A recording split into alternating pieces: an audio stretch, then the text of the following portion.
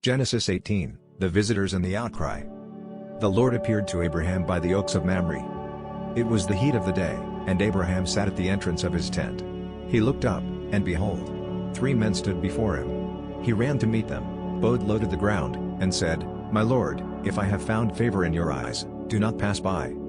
Let a little water be brought, rest under the tree. I will fetch bread that you may refresh yourselves, then go on your way." They replied, "Do as you have said." Abraham hastened into the tent. "Quick, Sarah.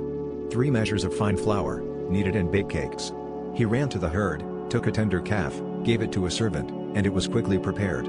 He brought curds, milk, and the calf, and stood by them under the tree as they ate. Then they said, "Where is Sarah, your wife?" Abraham answered, "In the tent." And one said, "I will surely return to you according to the time of life, and behold, Sarah your wife shall have a son."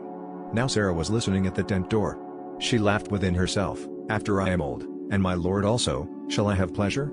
The Lord said to Abraham, "Why did Sarah laugh? Is anything too hard for the Lord? At the appointed time, I will return, and Sarah shall have a son." Sarah, afraid, denied it, "I did not laugh." But he said, "No, you did laugh." Then the men rose to leave and looked toward Sodom. Abraham walked with them to see them off. And the Lord said, "Shall I hide from Abraham what I am about to do?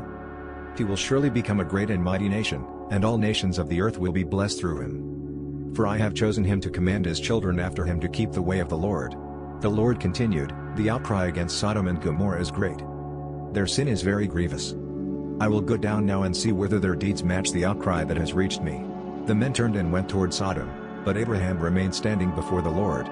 He drew near and said, "Will you indeed sweep away the righteous with the wicked? What if there are 50 righteous in the city?"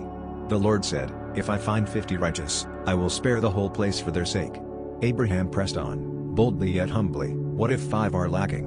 What if 45? 40? 30? 20? 10? Each time, the Lord answered, "For the sake of 10, I will not destroy it." When he finished speaking, the Lord went his way, and Abraham returned to his place.